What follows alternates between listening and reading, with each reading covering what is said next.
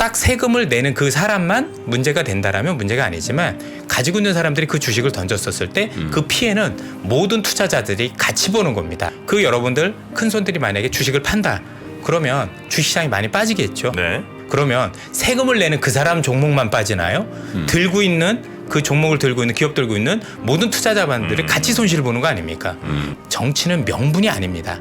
저희들 입장에서 제일 중요한 건 실리입니다. 실리.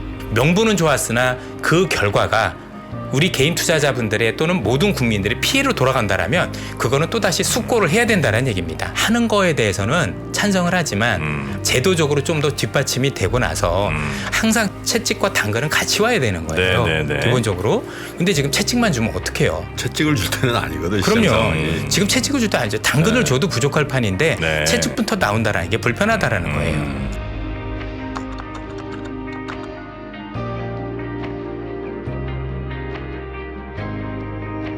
그러면 금요일에 장군님 우리 이선엽 장군님 모시고 오늘 뭐 이런저런 얘기 해주시겠습니다. 먼저 금투세 얘기 좀 해주시는 것 같으니까. 뭐 네. 평상시 소신이 있으시고 네. 또 이 시장 참여자로서 왜냐하면 뭐 이게 만약에 그게 아니라 시장의 관점에서 좀 네. 말씀하신다. 일단 국회의원들 금융위원회 다 집중해서 귀쫑긋 드시기 바랍니다. 일단 모시죠. 우리 신한 투자증권 우리 이선엽 부장님 어서 오십시오. 네, 안녕하십니까. 어서 오세요. 반갑습니다. 네, 반갑습니다. 자, 부장이라는 게 부대장의 준말이에요. 어떻게 하셨습니까? 이선엽 부대장님 예. 부대 차렷. 네, 이제부터 금투 통일. 이 정도 나와야죠. 자, 이렇게. 예. 금투세는 근데 뭐 어떤 분들은 야 그렇게 돈 그렇게 벌면 세금 내는 게 당연하지 뭘 그거 갖고 뭐라고 하냐 또 전체 뭐 해봐야 뭐 1%도 안 되는 사람들인데 뭘 그렇게 부자 감세 뭐 이런 얘기는 이제 많이 한단 말이죠. 네. 금투세는 어떻게 보고 계십니까 혹시? 일단 부자 감세라는 게 내용 자체가 틀렸고요. 네. 1%라는 내용 자체도 틀렸습니다. 프레임 자체가 잘못됐고요. 네. 아 그렇습니까? 예. 일단은 금투세라는 것 자체가 일단은 징벌적 감세입니다. 네. 징벌적입니다. 징벌적 증세죠. 예. 자, 기본적으로 종부세하고 비교해 보시면 됩니다. 네. 종합부동산세. 종합부동산세가 태어난 배경에는 음. 부동산이 너무 많이 올라서 투기 세력을 잡으려는 목적으로 만들어진 게 부동산 종합세와 관련된 종부세라는 겁니다. 쉽게 얘기해서 너무 많이 올랐기 때문에 오른 거에 대한 과열을 시키고자 했었던 징벌적 과세입니다. 똑같습니다. 우리가 알고 있는 금투세도 징벌적 과세입니다. 그러면 시기적으로 놓고 보더라도 기본적으로 지수가 굉장히 폭등을 하고 금융시장이 너무 과열이 돼서 그 과열을 시키고자 할 때 또 돈 번 사람들이 너무 많으니 거기에 대해서 세금을 일정 부분 부과해도 되겠다라고 얘기할 때 하더라도 실시하는 게 정상인 겁니다. 그런데 최근 금융시장을 보시면 알겠지만 연준이 최근에 속도 조절을 얘기한 건 보셨겠지만 금융시장 불안이 제일 컸습니다.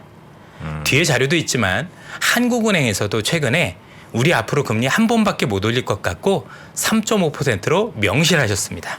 제가 제일 뒤에 한번 자료 있는데 자료 한번 보실까요? 네. 최근에 금융시장에서 어떤 어려운 일들이 일어나고 있는지 지금 여러분들도 아시겠지만 내년에 우리나라 부동산 시장 PF부터 해서 굉장히 위험해지고 있죠. 그래서 11월 28일 날 자금시장 안정대책이 나왔습니다. 네. 이 정도로 급박합니다. 여기다 대고 악재를 쏟아내는 행위를 한다?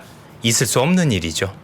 최소한 그 법의 당위성을 떠나서 시장에 대한 배려가 없는 겁니다. 시점이. 그렇습니다. 시점 자체가. 그래서 언제 하느냐가 사실 굉장히 중요하다고 생각을 합니다. 그렇죠? 어느 순간에는 나중에 돈을 많이 벌었으니까 세금을 내야 되지 않겠어라는 데 대해서 반대하신 분은 없을 거라고 생각을 합니다. 네. 저 역시도 마찬가지고 그럼 지금도 여러분들 투자 손실이 많이 났을 텐데 네. 이게 됐었을 경우 더 빠지면 그럼 여기 계신 모든 분들이 다 손실을 보는 건데 이걸 호재로 인식할 수는 없는 거죠. 지금 이 타이밍을 말씀하셨잖아요. 네. 그죠? 그러면 이제 시장에 대한 영향에 대해서 왜 부정적인지를 얘기를 하고 아까 좋은 말씀하셨는데 아무리 좋은 정책이라도 그 시점을 잘못 잡으면 부작용이 나고 그 부작용 때문에 그 법 취지에 어긋나게 어긋나게 되죠. 바로 되면 그겁니다. 그거는 사실 의미가 없으니까 라이트 타이밍이 중요한데 그럼요. 그러면 지금 그 금투세를 만약에 지금 뭐 협상 중이라서 저는 안 될 거라고 봅니다. 지금 여야가 어떻게든 합의해서 금투세 내년 시행은 안 된다고 이해한다. 봐요. 솔직히 저는. 근데 만약에 시행이 됐다. 그럼 어떤 형태의 부정적인 영향이? 가장 중요한 건 그 자체가 일단 투자 심리에 부정적이겠죠. 앞서도 우리 박병창 부장님 나오셨지만 이분께서 쓰신 책이 아마 투자 심리 매매에 대한 책일 겁니다. 네. 시장에서 제일 중요한 건 심리거든요. 그 심리를 크게 짓누르게 됩니다. 이게 네. 단순히 투자 심리에 부정적으로만 작용하는 게 아니라 이게 주식 시장에 대해서 조금 이해를 하실 필요가 있는데 종부세하고 조금 제가 다른 점을 말씀드릴게요. 종합부동산세는 뭐 일정 부분 이상의 넘는 부동산이라든가 아니면 뭐 2채 이상, 3채 이상 가지면 세금을 먹인다라고 하면 그건 정말 특정 사람에게만 그게 갈 수도 있을 겁니다. 네. 그런데 주식시장은 달라요. 자, 주식시장은 돈을 많이 번 분들도 있을 거고 큰 손들도 있겠죠. 우리나라에서 가장 큰 손은 외국인입니다. 그다음에 기관이고 그다음에 개인 투자자들이겠죠. 네. 일단 이 법 자체가 외국인과 기관에는 해당이 안 되죠. 그렇죠. 개인 투자자들만 해당이 됩니다. 일단 이게 공정한지부터 우선 따져보셨으면 좋겠습니다. 물론 여러 가지 조세적인 부분이 있겠지만 두 번째는 뭐냐. 그러니까 가장 큰 손들은 제외가 되고 우리가 흔히 얘기하는 개인들만 부과를 한다. 이것도 일단은 문제가 될 거고 두 번째는 주식시장에서는 외국인들이 시장의 방향을 결정을 하잖아요. 네. 왜? 큰 손이니까. 결국 주식시장 개인들도 똑같습니다. 큰 손이 방향을 결정합니다. 무슨 얘기냐? 그 여러분들 큰 손들이 만약에 주식을 판다.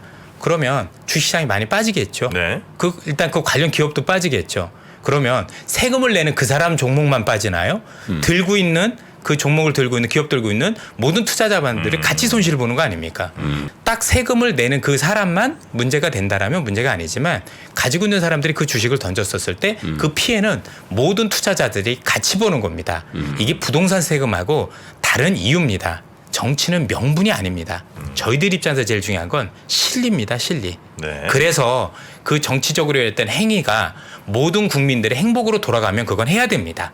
명분을 떠나서라도. 그런데 명분은 좋았으나 그 결과가 우리 개인 투자자분들의 또는 모든 국민들의 피해로 돌아간다라면 그거는 또다시 숙고를 해야 된다는 얘기입니다. 네. 그래서 이 법을 하지 말자는 얘기가 아니라 조금 더 시기를 조율을 하고 또 현재 있는 법에 대해서 완성도가 많이 떨어지는 게 사실이니 완성도를 조금 더 보완할 필요가 저는 있다라고 보는 거예요. 반대하는 입장이라는 얘기가 아니라 그래도 우리가 이걸 하기 위해서 조금 더 시기적으로 제도적으로 보완할 점들을 하고 나서 해도 늦지 않을 거다. 유예해놓고 그렇습니다. 손을 좀 보자. 네. 5천 번다는 게 뭐 한 달 만에 벌 수도 있고 1년에 벌 수도 있고 A 주식을 만약에 1월 달에 갖고 있었어. 네. 3월에 팔았단 말이야. 네. 그래서 예를 들어서 1억을 벌었다 이거지. 네. 그럼 그 상태에서 그 매도 함과 동시에 매매 차익이 1억이면 거기서 원천징수 해버린다는 거지. 그렇죠. 그 다음에 또 손해 보잖아. 네. 그럼 이제 통산을 해주기로 했거든. 아. 그 책임을 이제 투자자가 직접 나 손해 봤으니까 돌려달라고 해야 된다는 거지. 그건 제가 해야 돼요. 네. 1년 동안 해서 맞나요? 아니 6개월입니다. 우리나라는 6개월 정산이고요. 다행스러운 건 뭐냐면 이전에는 우리가 5천만 원 이상 벌게 되면 그 즉시 원천 징수를 했는데 지금은 세금 납부 시기까지는 징수는 바로 하지 않고 재투자는 할 수 있게는 만들어줬습니다. 그래서 그것들은 조금 이제 많이 보완이 됐다라고 보시면 될 것 같은데 네. 일단 법 자체가 원천 징수라는 거, 그다음에 기본적으로 나중에 내가 신고를 해야 돌려받을 수 있다라는 거, 이런 것들도 조금 불편함들이 많이 따르겠죠. 종목이 많은 사람들은 되게 번거롭겠네요, 그러면. 많이 번거롭죠. 여러 가지요. 물론 이제 시스템적으로 한다라고 얘기를 하는데 네. 어쨌든 간에 굉장히 좀 복잡하다. 증권회사 지금 저 영업점에 계시잖아요. 네. 부장님. 지금 이제 만약에 시행을 하면은 한 달도 안 남은 거예요. 그죠? 예. 어때요? 준비 상황이 여러 가지 복잡한 뭐 그 뭐 이제 시스템들 많이 만들고 있다라고 얘기를 하는데 뭐 회사마다 조금 다른 것 같습니다. 왜냐하면 이게 우리가 알고 있는 이 세금만 가지고 하는 게 아니라 이번에 매매 차익에 대만 내는 게 아니라 파생, 뭐 ELS 아니면 채권 이런 것들을 모두 다 통산을 하거든요. 그러다 보니까 생각보다 복잡해질 수밖에 없겠죠. 그러니까 이 회사에 저 회사에 있는 것들을 다 끌어와야 되는 어떤 부분이 없잖아 있어요. 그래서 개인 투자분들 입장에서는 굉장히 복잡해질 수 있는 문제들이 많이 발생을 하죠. 그런데 저는 네. 이 세부 시행이 문제라고 생각지는 않아요. 그런 것들은 정말 나중에 정당에 내야 된다라면 보완하면 되는 건데 시장을 보자. 네, 제일 중요한 거는 이거에 따른 파급 효과가 과연 우리 개인 투자자분들한테 유리한 거냐라고 생각한다라면 시기적으로 보면 일단은 그게 온당치가 않다. 시기의 적절성에서는 많은 문제가 있지 않겠느냐는 말씀을 드리는 겁니다. 네. 이렇게 대세 하락장에서 그것도 지금 보시는 것처럼 금융시장 안정 대책을 발표를 하고 금리 인상을 더 이상 글로벌이 못할 정도로 위기인 상황에서 이런 걸 하는 게 맞느냐에 대해서는 조금 더 고민을 해볼 필요가 있다라고 보는 거예요. 개세주의 원칙 그러니까 소득인들에게 세금을 내자라는 거에 대해서 그 반대할 명분을 갖고 있지는 않은데 예. 근데 증권 투자자의 입장에서 보면 우리가 그러면 지금까지 세금을 전혀 안 내고 뭘 해왔는데 여기서 그러니까 벌었으니까 내라 번 거에 대해서 내라 이런 건 정말 아니에요. 왜냐하면 거래세를 하루 1년에 10조씩 갖고 가거든. IMF 때 정리 매매를 해도 거래세를 떼갔단 말이에요. 두 번째 말씀드리고 싶은 건 뭐냐면 아마 미국 주식하면서 세금 내는 분들 아시겠지만 일단 장기 투자자의 경우 세금들이 많이 감면이 됩니다. 그렇죠. 장기 투자, 1년 이상 장기 보유과세. 내가 주식을 할 때 1년 이상 보유했느냐 안 했느냐에 따라서 많이 달라지고요. 또는 같은 돈을 벌었더라도 소득 수준 또는 직업 또는 우리가 알고 노약자라든가 장애인에 따라서 세금 혜택이 또 굉장히 많이 달라집니다. 네네. 이런 디테일에 대해서도 미국은 상당한 배려가 있다라고 보시면 되겠습니다. 즉 세금을 보면 거기도 징벌적 과세긴 하지만 최소한 장기 투자에 대한 어떤 부분에 대해서는 장려하는적으로 목표가 많이 맞춰져 있는 것도 굉장히 중요하죠. 근데 우리는 그런 어떤 제도적 장치가 아직 없는데 시행부터 하겠다. 이건 말이 안 된다라는 얘기죠. 자, 미국 시장보다 우리가 더 강한 시장도 아니고 그렇다고 더 건전한 시장도 아니고 미국이 내니까 우리도 낸다가 아니라 우리가 과연 미국만큼 제도적으로 뭔가를 다 갖추고 시행하느냐에 대한 고민도 전 필요하다라고 생각을 해요. 네. 우리나라는 아직까지도 개인 투자자에 대한 그 주식시장에서는 제도적 장치가 많이 미흡한데 시장에서도 얘기하는 게 세금을 안 내겠다는 게 아니라 이런 제도적 장치를 충분히 마련해서 개인 투자자들이 뭔가 투자를 원활하게 할 수 있고 좀 더 건전한 투자를 할 수 있는 어떤 여러 가지 것들을 미국처럼 또는 선진국처럼 만들어주고 그 뒤에 세금을 부과해도 늦지 않다라는 얘기들을 많이 해주시고 계시잖아요. 네. 저는 하는 거에 대해서는 찬성을 하지만 제도적으로 좀 더 뒷받침이 되고 나서 항상 채찍과 당근은 같이 와야 되는 거예요. 네. 기본적으로. 근데 지금 채찍만 주면 어떡해요. 당근은 없잖아요. 전체적으로 지금은 보면. 채찍을 줄 때는 아니거든. 그럼요. 시장 상황이. 지금 채찍을 줄 때 아니죠. 당근을 줘도 부족할 판인데 네. 채찍부터 나온다라는 게 불편하다라는 거예요. 예. 뭐 장이 좋아지면 하자라는 논점도 있긴 있는데 다른 분들은 이제 특히 가버넌스를 중요하게 보시는 분들은 예를 김규식 변호사님이나 이런 분들은 제가 한번 얘기를 의견을 교환했는데 하는 거 오케이. 그런데 이 한국 기업의 가버넌스라든지 여러 가지 어떤 기업 주변의 그 법적 상법도 있고 뭐 자본시장법도 이런 것들이 개인 투자자들이 물론 법 취지는 살리고 있지만 그 차별적인 그 사실 소외를 받고 있는 상태에서 이걸 할 수는 없다. 그러니까 그걸 제도 보완 그러니까 더 근본적인 기울어진 운동장에 대해서 개선을 한 다음에 하는 거다. 그러니까 시장이 뭐 그러면 뭐 3,300 가면 하고 뭐 2,300대는 못 하냐. 이거는 사실 그분들의 입장에서는 정프로가 지적하듯이 그때 가서도 또 안 되는 논리는 나올 거니까 그럼요. 그 대신 제도를 개인 투자자단에서 차별적으로 우리 소외받는다는 느낌이 안 들도록 어느 정도까지는 바꾸고 그게 정착이 된 이후에 하는 게 좋겠다 이런 얘기를 하시더라고요. 그러니까 제가 지금 말씀드린 두 번째 요지가 그거였던 거예요. 네. 그러니까 하지 말자라는 게 아니라 두 번째는 지금 말씀 주셨던 그런 법적 제도적인 많은 장치들 예를 들면 이번에 물적 분할과 관련된 어떤 소액주주들에 대한 보호 장치라든가 네. 아니면 내부자 거래에 대한 강화라든가 여러 가지 것들이 많이 미흡한데 미국은 그런 것들이 되게 잘 돼 있어요. 네. 그러면 이런 것들을 충분히 하고 나서 개인 투자자들한테도 말씀하신 주신 것처럼 소외지 않는다라는 걸 보고 나서 그러니까 제가 보는 관점에서 오늘 금투세를 저는 유예하지 않은 쪽으로 나온 거지 폐지하지 않은 쪽으로 나온 게 아니거든요. 무조건 안 됩니다. 이게 아니거든요. 지금 제일 중요한 첫 번째 시기적으로 조금 더 제가 볼 때는 어렵다. 문제가 있다라는 거고 두 번째는 제도적으로 보완할 점들은 많이 정리할 보완하고 것은 해서 정리하고. 해도 늦지 않다라고 판단을 하는 거고 그리고 세 번째 법에 대한 완성도를 조금 높여주고 어차피 다 완벽할 수는 없겠지만 그러고 나서 시행을 했었을 경우는 늦지 않다라고 판단을 하는 거예요. 물론 그 시점이 아주 많이 늦춰지는 건 아닐 수도 있겠습니다만 최소한 지금 도입하는 거에 대해서는 많이 고민을 해 주십사. 그래서 여러분들이 많이 오해를 하실 거라고 생각을 하는데 가장 큰 핵심은 뭐냐면 그래도 이 피해가 우리 투자자분들의 가장 최소화되는 방향으로 했었으면 좋겠다라는 게 저희들의 바람인 거지 앞서도 말씀드린 이 법의 폐지를 얘기하는 건 아닙니다. 당연히 저도 제가 많이 벌고 시점과 싶고 보완을 하자. 그럼요. 많이 벌고 싶고 번 이후에 세금을 내는 거 당연하지 않겠습니까? 그리고 그 세금이 올바른 데 쓰여진다라면 더할 나위 없이 좋은 거 아니겠습니까? 거기에 대해서 반대할 사람이 어디 있겠습니까? 그거보다 더 큰 초점은 여가 여야 간에 가장 큰 이견이 있는 건 대주주입니다. 현재 대주주 요건이 10억인데 그걸 여당에서는 100억으로 하자라는 얘기인 거고 야당에서는 그것만 철회해주면 100억으로 하는 거는 철회를 해라.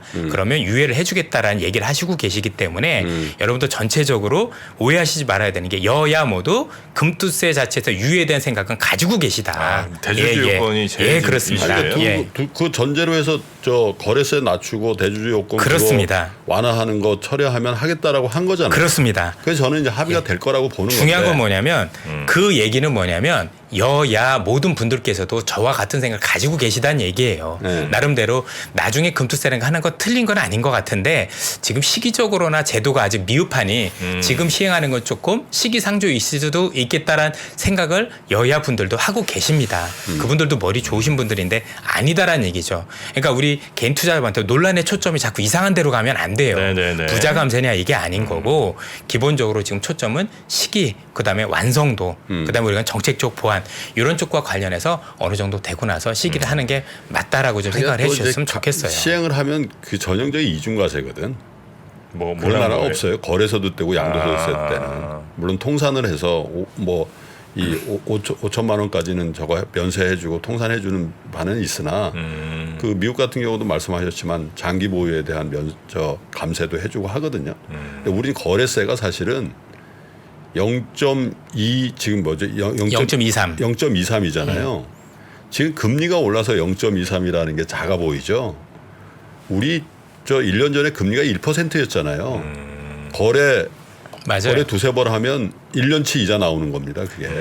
그리고 이제 그 마켓에 대한 얘기도 좀 곁들여 주세요. 짧게만 좀 할까요? 짧게만 해드리도록 할게요. 저희가 이서엽 부장께서 한 10분 정도 하신다 그랬는데 길어지셨네요. 아유 죄송합니다. 이게 좀 논란들의 초점이 안타까워서 네. 예, 첫 번째는 여러분들 사실 야전사령관이 야전살이야. 그냥 예. 거침없네. 짧게 좀 말씀을 드리도록 할게요. 네. 첫 번째는 여러분들 최근에 폴 볼커 얘기가 있었었죠. 네. 폴 볼커 얘기의 핵심을 좀 아셨으면 좋겠습니다. 자, 한번 차트 한번 보시면은요. 모든 초점이 어디에 갔냐면 앞으로 인플레이션 잡겠다가 아니라 인플레이션 재발을 막겠다로 이동을 한 겁니다. 여러분들 한번 앞에 보시죠. 폴 볼커라는 사람이 Keeping at it이라는 얘기를 많이 하죠. 이게 폴 볼커가 쓴 책의 이름이에요. 그죠? 참고 견뎌라. 즉 인플레이션이 재발하지 않도록 금리를 올리고 견디라는 얘기의 그런 책이거든요. 그래서 이 얘기를 요즘 굉장히 많이 하시고 계셔서 이제 당신께서 생각하시는 기본적인 부분들은 인플레이션 방지를 막는 재발을 막는 쪽인 거고 보시는 것처럼 최근에 있었던 것처럼 이 발언들도 보시면은요 이런 얘기들을 하죠. 2024년에 금리 인하 시작할 것 뭐냐면 금리 이제 올리는 건 거의 다 왔는데 내리는 기대는 하지 마라. 내리는 기대는 하지 마라. 근데 실제 안 내리겠다가 아니라 나의 목적은 지금 이젠 인플레이션은 어차피 잡힐 것이니 이거 재발하는 거에 모든 화력을 쏟아붓겠다라는 의미로 해석을 해주시면 될 것 같습니다. 그래서 시장의 초점이 앞으로 인플레이션을 잡는다가 아니라 인플레이션이 재발하지 않도록 하는데 초점이 막아지는 거라는 거에 대해서 일단 시장이 달라지고 있다. 이것도 이미 방향이 정해진 거죠. 그리고 제롬 파월이 아주 재밌는 얘기들을 했습니다. 어떤 얘기를 했냐면 보세요. 인플레이션을 낮추는데 충분히 억제 수준에 근접함에 따라 이 얘기가 뭔지 아시죠? 앞으로 금리 많이 못 올려예요. 금리 못 올린다는 얘기를 어떻게 할 수 있어요? 인플레이션을 낮추는데 현재 상황에서 충분한 억제 수준에 접근했다라고 어제 얘기하셨죠? 어제 얘기했다는 얘기는 네. 제가 지난번에도 한국은행의 그거를 통해서 연준이 금리 인상을 올해 못할 거다라고 말씀드렸는데 그 얘기를 어제 대놓고 하셨다라고 보시면 되고요. 더 재밌는 게 요 밑에 있어요. 자, 앞으로 우리는 그 물가를 잡기 위해서는 노동시장 실업률이 많이 올라와야 될 거 아니냐라고 하는데 거기에 대해서 이런 의견을 냈습니다. 팬데믹 과정에서 우리가 알고 있는 고령 중심으로 대사직이 발생을 했다. 네. 예, 그 다음에 과도한 퇴직이 있었고 중요한 건 이민자도 감소해서 노동력 부족이 구조화되고 있다라고 얘기를 했어요. 이 얘기가 뭔지 아십니까? 현재 모델로 돼 있는 인플레이션 잡으려면 우리가 알고 있는 실업률을 몇 점 몇 퍼센트 올려야 돼. 그게 틀렸다는 얘기를 하고 계시는 거예요. 그 정도까지는 안 올 것 같아. 그러니까 고용 시장이 좀 안 좋아져야 되는 건 맞긴 한데 시장에서 얘기하는 정도로 실업률 올리기는 어려워라는 얘기를 공식적으로 한 겁니다. 그래서 많은 분들이 주장하는 실업률이 이 정도까지 와야 물가가 꺾입니다. 틀렸다는 얘기를 하고 계시는 거예요. 이거에 대해서 제가 오늘 자료는 못 써왔는데 자넷 옐런 의장도 공식적으로 얘기를 했어요. 네. 뭐라고 했냐면 이렇게 수요를 억제를 하면서 기업들이 우리가 알고는 채용만 덜 하더라도 도움이 될 것이다. 해고는 앞으로 쉽지 않다는 거 알고 있는 거예요. 사람이 부족하니까. 이렇게 부족한데 얼마나 많은 해고가 일어날 정도면 미국 경제가 파탄 나기 전까지는 어렵다라고 얘기를 하는 겁니다. 이 얘기가 있고 나서 여러분들 내년 초에 금리 인상 확률 한번 이렇게 보시면 원래는 보셨던 것처럼 뭐 4.75, 5점 이상까지 갔다가 요 보시는 것처럼 4.5, 4.75 정도로 많이 낮아지고 있어서 아 연준이 생각보다 금리를 많이 못 올리겠구나라는 쪽으로 시장이 이게 오늘 아침 거니까 반영을 하기 시작했다. 이미 방향은 긍정적으로 변하기 시작했다라고 보시면 될 것 같습니다. 문제는 이거죠.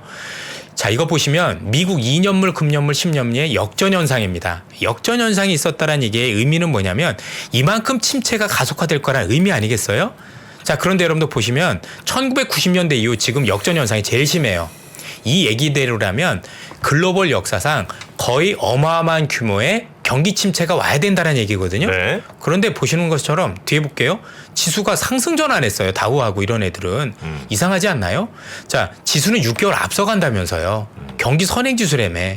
그러면 지금 오르고 있는 이 추세 전환은 내년 상반기를 보고 있는 거 아닙니까? 그렇겠죠. 글로벌 시장은 내년 상반기에 경기 침체 없으라고 얘기를 하고 있어요. 뭔가 좀 이상하지 않습니까? 자, 누가 맞는지 모르겠습니다만 시장은 내년에 상반기에 경기 침체 쉽지 않을 것 같은데 그럼 이렇게 생각할 수 있죠. 하반기에 올 수도 있잖아. 뭐 그럴 수도 있겠죠. 그렇죠? 그러나 현재 상황에서는 그 정도 경기 침체는 가정하지 않고 있다. 이것과 관련해서 보더라도 마일드하다. 네, 최근에 이런 얘기가 나온 거예요. 최근에 장단기 금리 역전이 있는데 이거는 엄청난 경기 침체를 나타나는 게 아니라 인플레이션 완화에 따른 거야라고 해석을 달리하기 시작을 했어요. 만약에 이게 맞다라면 지금 장단기 금리 역전으로 인한 극심한 경기 침체 신호는 틀렸을 가능성이 높은 거죠. 경기 침체가 안 온다는 얘기는 아닙니다. 네. 일정 부분 오긴 올 것 같은데 앞서 보셨던 것처럼 이 깊이만큼 올 거냐. 여기에 대해서는 굉장히 의견들이 많다라는 거고 시장은 앞서서 보셨겠지만 시장은 뭐라고 생각해요? 보시는 것처럼 아니다라고 생각을 하고 있어요. 뭐가 맞는지 모르겠습니다만 일단 우린 시장이 맞다라는 가정을 한다 본다라면 네. 전체적으로 시장에 대한 경기 침체는 피할 수는 없지만 그 수준이 우리가 생각하는 경착륙 가능성에 대해서는 매우 낮은 거 아닌가라고 생각을 해볼 수가 있을 것 같습니다. 조금 속도를 좀 빨리 하겠습니다. 시간이 2분 정도만 할게요. 2분 정도만. 많이 안 하고요. 네. 예. 그 다음은 중국입니다. 네. 자, 중국이 내년에 증시 낙관은 중국이 와일드카드. 중국이 방역 풀면 좋아진다예요. 그런데 얼마 전에 방역을 완화하기 위한 조치를 했었었죠. 그리고 나서 그 조치에 대해서 하다가 너무 확진자가 늘어나니까 다시 방역을 세게 했었습니다. 네. 그러면서 시위가 있었었고 이 시위와 관련해서 중국에서 굉장히 시위를 억압하는 모습들을 네, 많이 네, 네. 보였었습니다. 네. 얼마 전에 탱크도 등장을 해서 잘못하면 이게 제2의 천안문 사태가 될 게 아니냐라는 얘기들이 있었었습니다. 네. 그런데 며칠 전에 중국의 학자가 이번에 백지 시위는 천안문 사태보다 공산당에 훨씬 더 큰 위기다라고 얘기를 하고 있습니다. 짧게 하겠습니다. 네. 중국이 드디어 봉쇄를 풀기 시작했죠. 왜? 첫 번째는 아이폰이 나갈까 봐. 봉쇄 규제에서 나갈까 봐. 왜냐하면 애플이 중국에서 떠나면 모든 밸류체인에 있던 미국 기업들이 하나둘씩 같이 떠날 가능성이 높습니다. 그렇죠? 야, 이제 뭐 여기 있으면 공장 안 돌아가겠네. 나가겠죠. 이건 정말 큰 거예요. 이거 어마무시한 겁니다. 왜? 네. 중국이란 나라가 빨간색 선 보이세요? 이게 WTO 가입한 거예요. 이 이후로 수출과 수입이 이렇게 늘었어요. 쉽게 하면 중국 경제를 지탱하는 거는 전 세계인 거예요. 중국만 하면 되는 게 아니라 만약에 여러분들 이번에 중국이 시위 잘못 맞고 만약에 탱크 동원하면 전 세계 모든 국가가 중국과 교육 끊습니다. 농담이 아니라. 너 인권 탄압했어? 너 가만히 할래? 그러면 어떻게 돼요? 중국 경제 와르르 무너지겠죠. 옛날에 중국이 아니에요. 80년대 천안문 사태 때는 중국이 글로벌에 나오지 않았기 때문에 그런 조치를 해도 됐지만 이제는 세계에서 보시는 것처럼 GDP 규모도 그렇고 글로벌과 같이 가고 있다는 얘기죠. 기업들 다 튀어나갈 거고 그다음에 교육이 끊어질 텐데 중국이 할 수 있겠습니까? 알고 있는 겁니다. 그래서 여러분들 어떻게 됐다? 다시 위드 코로나로 선회를 했죠. 제로 코로나 풀기 시작을 했고 격리도 안 하기 시작했습니다. 위드 코로나에 대한 정책을 재개하기 시작을 했고요. 더더욱 중요한 건 공산당이 오늘 아침 신문입니다. 오미크론 위험성 낮다라고 공식적으로 순춘남 부총리가 얘기했습니다. 명분을 쌓기 시작한 거예요. 네. 이거 풀어도 돼라고 명분을 쌓기 시작해. 공산당 죄가 아니라고 생각하기 시작하고 그래서 다시 위드 코로나 실험을 시작을 했다. 그래서 지난번에 말씀드렸다시피 이미 방향은 정해졌어요. 위드 코로나로 쉽진 않겠지만 가는 방향이 이미 정해졌다라고 보시면 될 것 같고 네. 이게 경기 침체는 올 수 있겠지만 그거를 상당 부분 완화시킬 수 있는 방파제 역할을 많이 해주지 않을까라는 기대가 아니라 이미 시장에서는 그걸 반영을 시작을 했습니다. 네. 그러면 기존에 우리가 생각했던 향후에 조정이 더 올 겁니다라는 것까지에 대해서는 이견이 없으나 그 조정의 폭이 우리가 생각했던 것보다는 조금 더 완화해서 보실 필요가 있다라고 생각을 합니다. 그래요. 저는 여기까지 하겠습니다. 알겠습니다. 예. 오늘 여기까지 하겠습니다. 네, 우리 코스닥 코스피는 지금 마이너스로 시작을 하고 네. 있고요. 잠시 후에 염승환 이사님 모셔서 자세한 이야기 듣도록 하겠습니다. 자, 오늘 함께해 주신 야전사령관 우리 이선엽 부장님 대단히 고맙습니다. 감사합니다. 2023년 투자 계획을 고민하고 계십니까? 2022년을 돌아보고 내 종목을 점검해 볼 시간. 그래서 준비했습니다. 반도체, 2차 전지, 자동차, 인터넷, 바이오, 그리고 국내와 글로벌 투자 전략까지 각 분야 베스트 애널리스트만 모셨습니다. 2023 베스트 투자 전략. 이번 강의는 사전에 설문조사를 통해 투자자분들이 진짜 궁금해하는 내용을 담았습니다. 11월 30일까지 사전 예약을 신청하시는 모든 분들께 3프로TV 다이어리도 보내드립니다. 자세한 내용은 영상 하단 링크 또는 네이버에 3프로TV를 검색하세요.